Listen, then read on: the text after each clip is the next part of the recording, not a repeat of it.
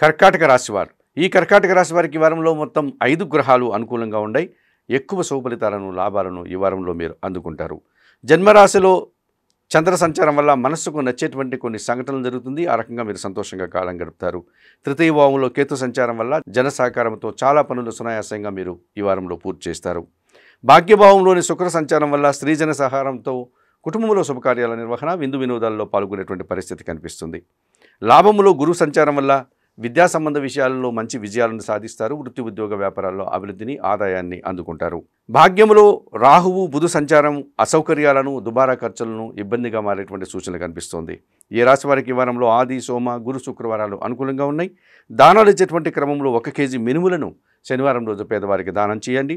స్తోత్ర పారాయణ విషయంలో శ్రీ సూక్తం కానీ, శ్రీదేవి ఖడ్గమాల స్తోత్రం కానీ చదువుకోండి.